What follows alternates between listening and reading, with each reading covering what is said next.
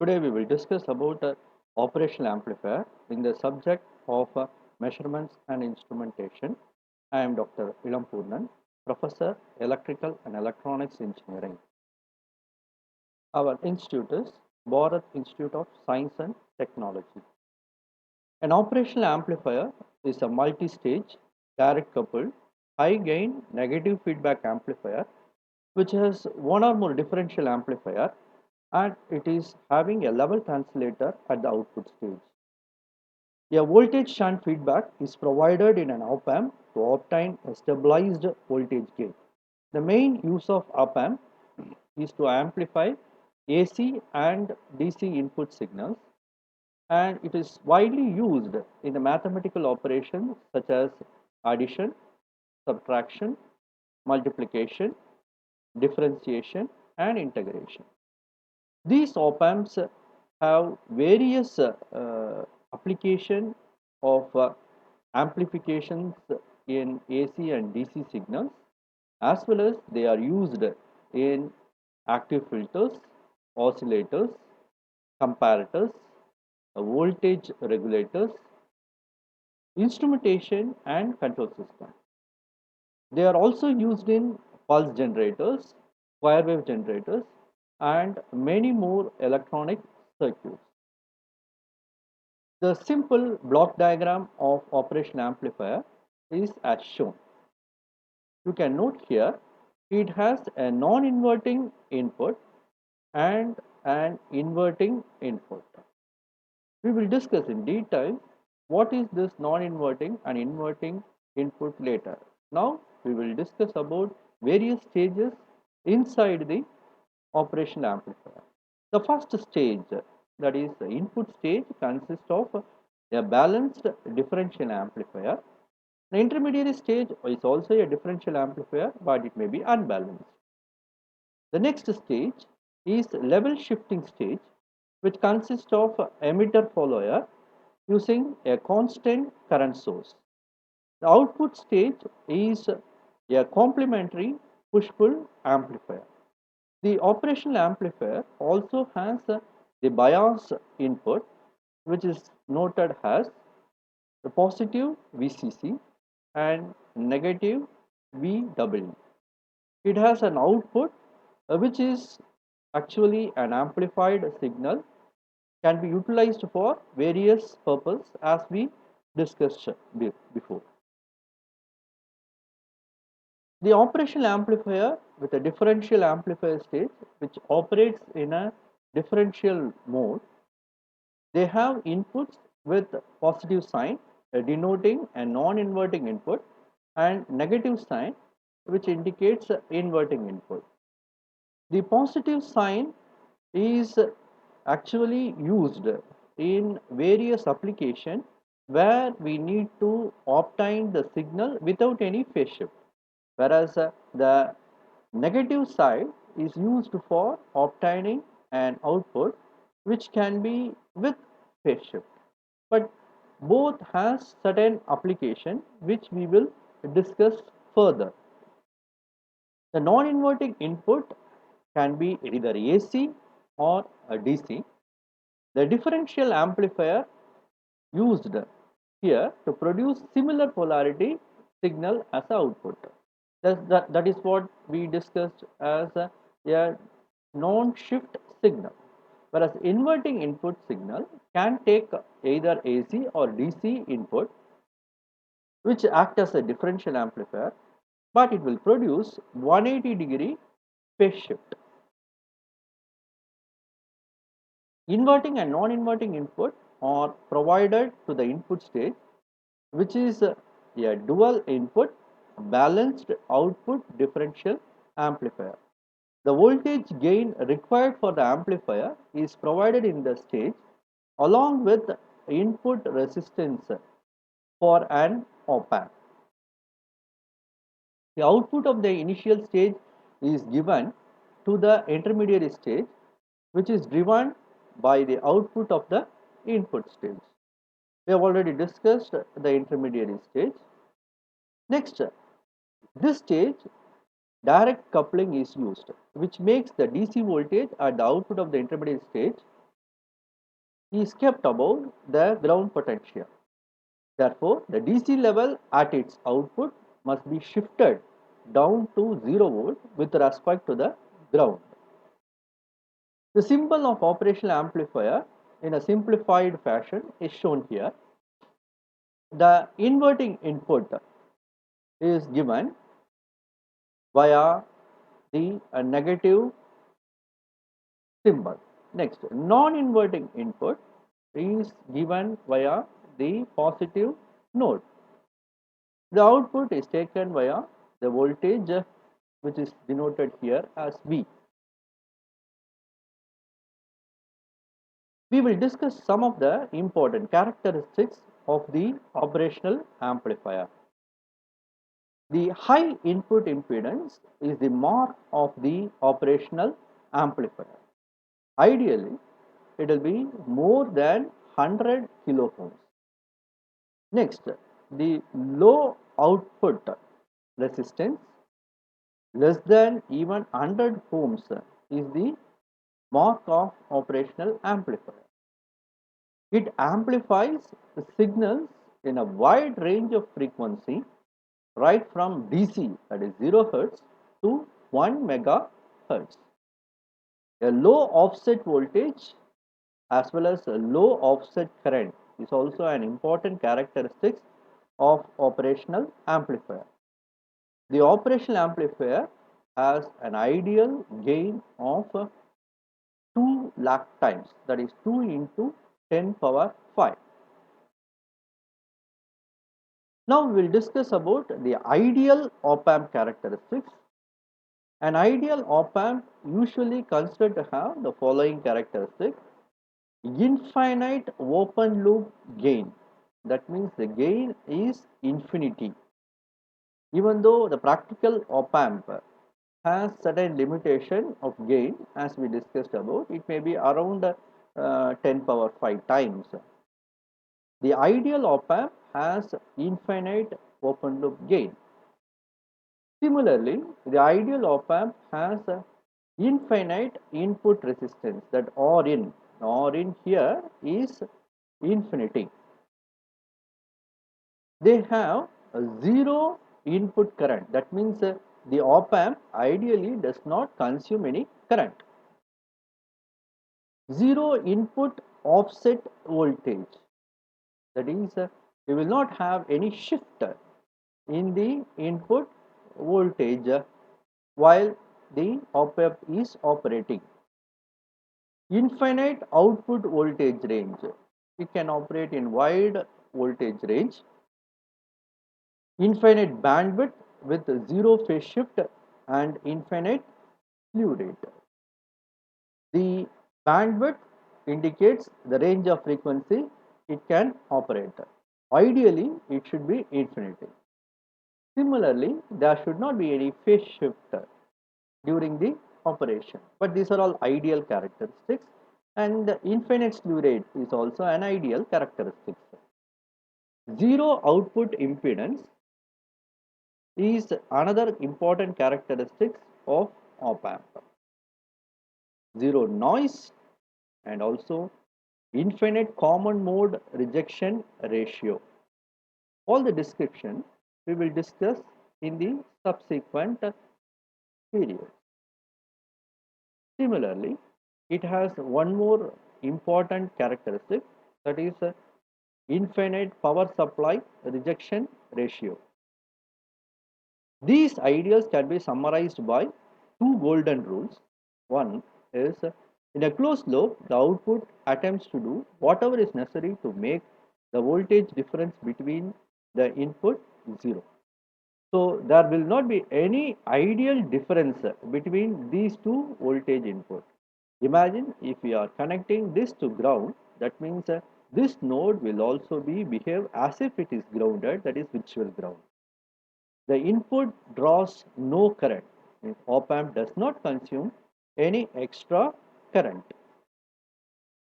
Continuing our discussion about the op-amp characteristics, first we will discuss about the op-amp open loop voltage gain. The open loop voltage gain without the feedback is ideal value of infinity.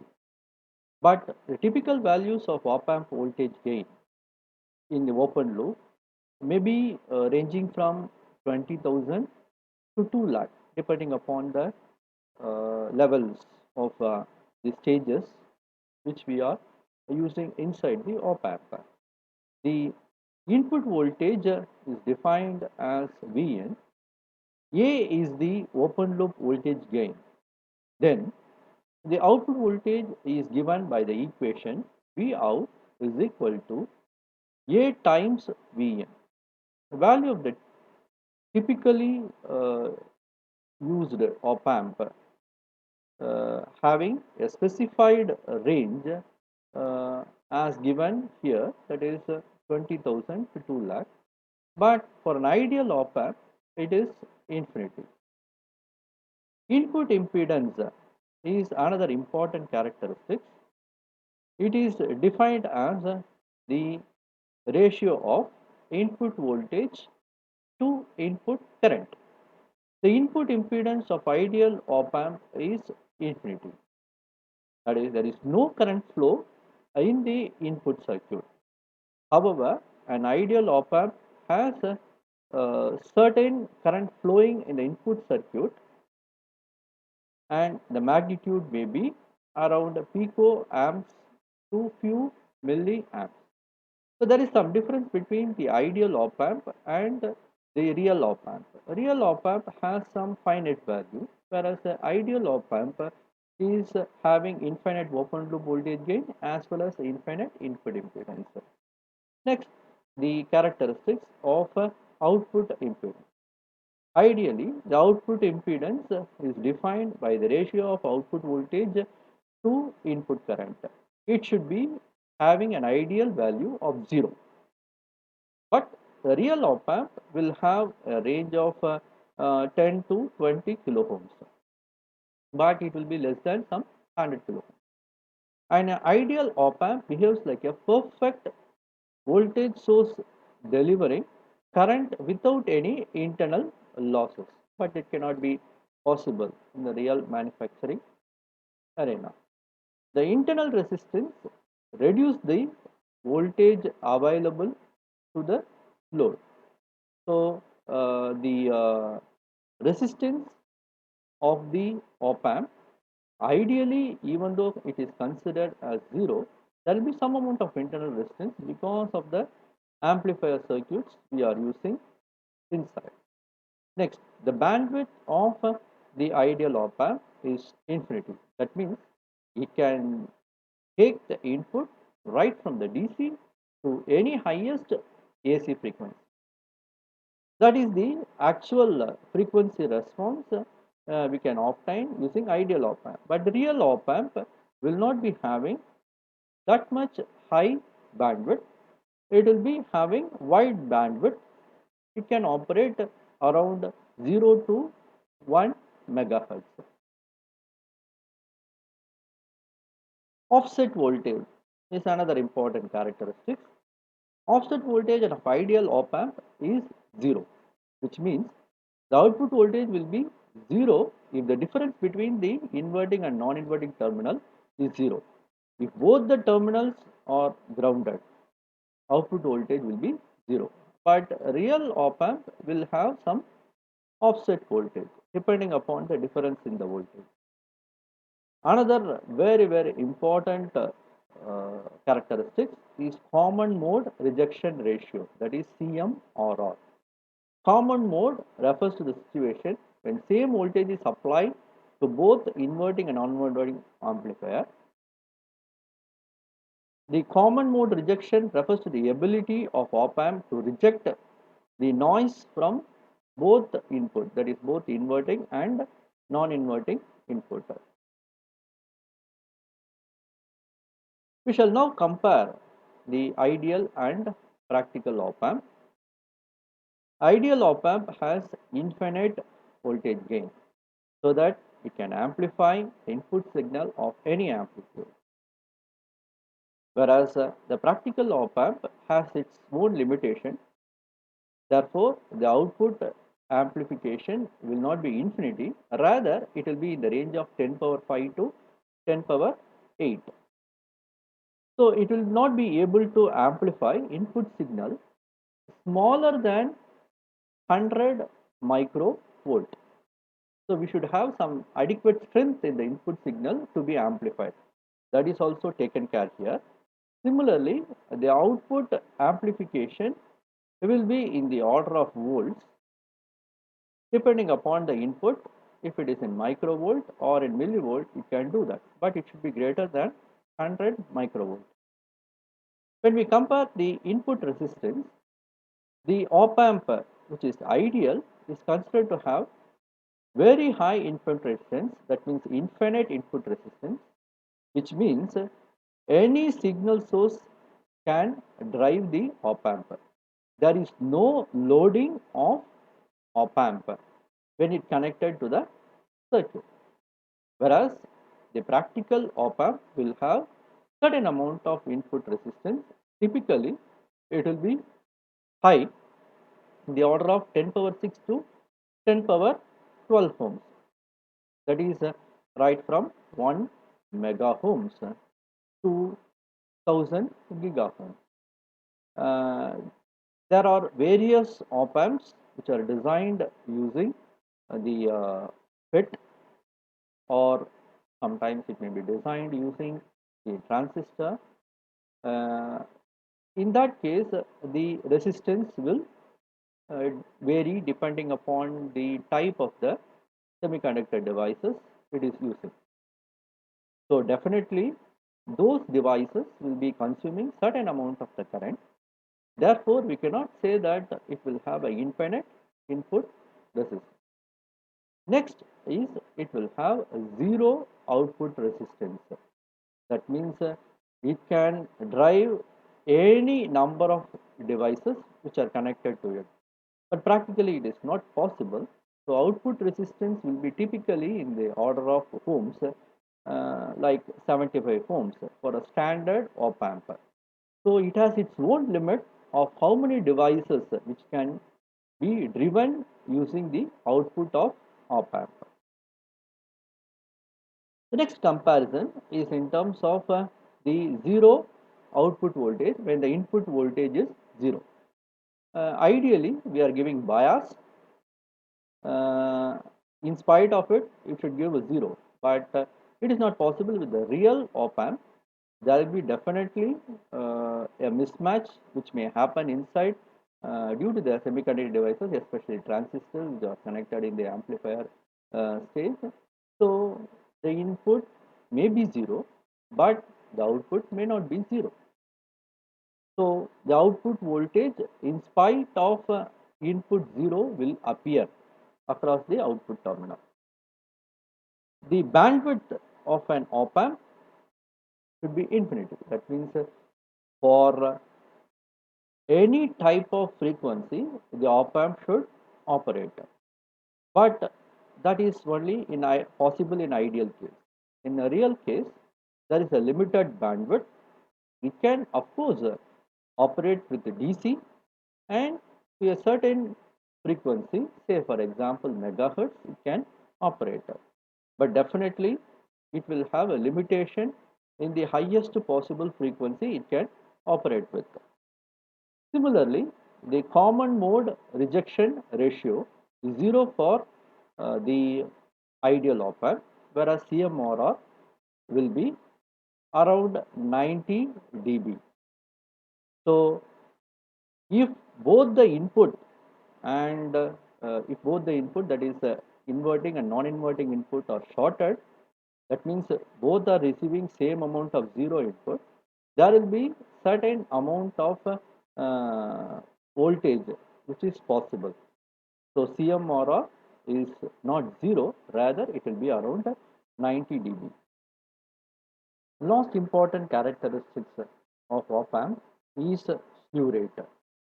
The slew rate is ideally which is the rate of change of the output voltage with respect to the input voltage. The slew rate should be simultaneous. That means whenever the input changes, the output voltage should change. Whereas for a real op amp, that will not be simultaneous. It will have its own slew rate in the range of 0.5 to 90 volt per microsecond. So the variation depends upon the manufacturer's details. The output change cannot be a simultaneous change with respect to the input. There will be definitely a delay. These are the important characteristics of the op amp which can be compared with the ideal type as well as the real type. Now we shall take up some configuration of op amp and discuss in detail, which we are going to use for various applications. So this is a typical inverting amplifier. How do we say inverting is?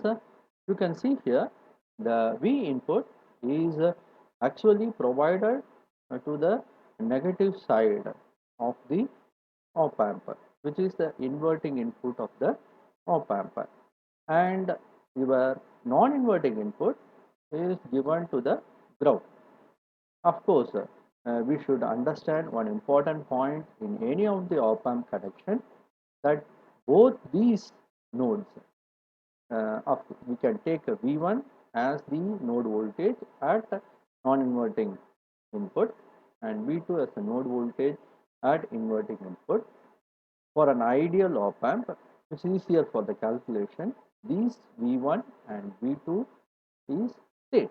That means if V1 is connected to the ground at 0 volt, V2 will also behave as a virtual 0. So what happens is the V2 will be 0. Whatever the current is coming here will not go into the op amp, rather it will flow through the feedback circuit as shown. So what is the actual condition is, when this V2 is same as V1, which is connected to the ground, the IN will be same as IF. So these are the two corollaries we discussed previously based upon the infinite input impedance and there is zero current conduction to the op amp. Further, we have the input resistance which is given here as Rn. It consumes a current of In and input voltage is of course Vn. The current flowing through the feedback resistance is terminated uh, at the output stage, or that is here in the output node. The value or the notation used for the feedback current is IF, and notation used for the output voltage is V out. Now we shall discuss the mathematical aspect of this inverting amplifier. It is easier to derive for the amplifier gain like this. So we make a typical circuit which is having an input Vn, the current flowing is I, and we know that this is connected to the ground. So V2 is ideally 0 here, which is a virtual ground, and there is a circuit which consists of Rn connected between Vn and V2 is equal to 0. Similarly, we have a feedback resistance which is connected between the node V2 as well as the output voltage V out. The current is given based upon the well-known the circuit equation. The potential difference that is between V out and Vin is taken. So Vin minus V out is the potential difference. The sum of the resistance is given by Rin plus Rf. Further, if you are considering that V2 having a certain amount of voltage, you can even write this as I is equal to Vin minus V2 divided by Rn like this, and V2 minus Vout divided by Rf. So we can split like this, dividing Vin by Rn minus V2 by Rn, that is also equal to V2 by Rf minus Vout by Rf. Rearranging the terms, taking V2 on one side, V2 into 1 by Rn plus 1 by Rf minus Vout by Rf, that will be equal to Vin by Rf. Now again, considering our fundamental point that the virtual ground V2 is 0, we can write I is equal to Vin by Rn is equal to minus Vout by Rf, or taking the resistance on one side, Rf by Rn is equal to minus Vout by Vn. The amplifier gain is nothing but V output, that is output voltage, divided by Vn, that is the input voltage, that is given by minus Rf by Rn. So what we have finally concluded is the gain of a inverting amplifier is given by Vout divided by Vn, which is also equal to minus Rf by Rn. So this is very important thing to note, and here we can say with another notation, that is Vout is equal to minus Rf by Rn into Vn, and this another way of representing the gain. Here minus Rf by Rn is the gain. What is this minus indicates is the shift in phase. So the minus indicates there is a 180-degree phase shift. We shall discuss about non-inverting operational amplifier configuration. In the non-inverting amplifier configuration, you have the input which is given to the positive node of operational amplifier. The negative, that is inverting terminal, is connected through R2 to ground. Of course, there is feedback resistance which is connected only in the non-inverting side and is terminated in the output. So we should not confuse between this feedback resistance. There will be no change in the connection of the feedback resistance. Always it will be connected between the inverting terminal and output. Only the input is now given to the non-inverting node of the operational amplifier. Now we will take up this non-inverting configuration, and we shall discuss the mathematical aspect of non-inverting configuration. The rest of the things, that is your input resistance, here we will take it as R2. Of course, the RF is the feedback resistance which we have already discussed, and output is Vout. Vn is the input voltage, and In is the input current. All the other things such as the virtual earth, all the things which we have discussed for infinite input impedance, virtual earth, holds good in this circuit also. Now, for the sake of mathematical convenience, we can represent the circuit connection as shown in the figure. So, this is the op amp, and this is the inverting input which we have connected to V1, sorry, and this is Vn, which is the input voltage. Of course, virtually, if you connect like this, since the op amp has infinite input impedance, the V1 should also be equal to Vn. The potential divider connection is very easy for us to derive. Therefore, what is the V out? Actually, is divided among RF and R2. So we can equate what is V1 from V out. So if we consider the total current which is flowing here, let us take take as a smaller circuit like this. We will have let's consider this is RF, this is RF, that is feedback resistance. This is R2. What we are giving here as an input is we will have as V out. I am noting it as V naught. What we get as V1, we will take it now. So when we relate this thing, let us assume a current flow here which happens. That means there is a higher potential of V out compared to V1.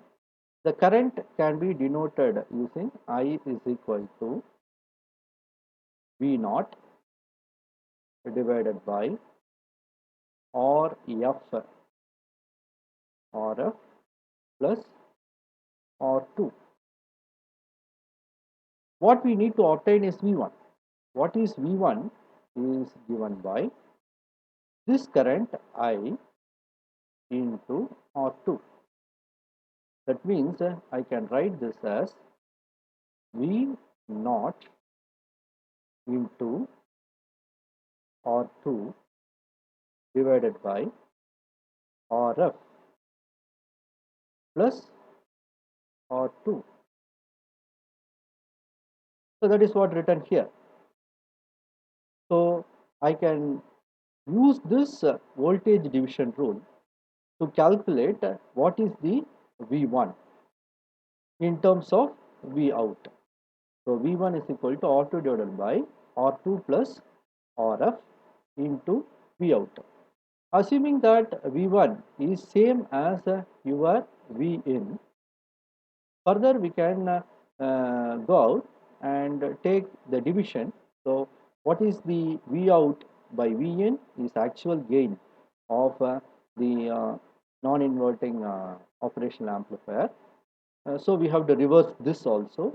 That is from the previous thing what we have derived, V1 is equal to R2 by R2 plus RF into V out. So V out by V in, you have to reverse this R2 plus RF divided by R2. So here R2 plus RF divided by R2 will be the gain. Dividing R2 by R2, you will get 1. RF by R2, we will take it as it is, that is RF plus R2. So gain is equal to 1 plus RF by R2. So this is the gain of a non-inverting operational amplifier.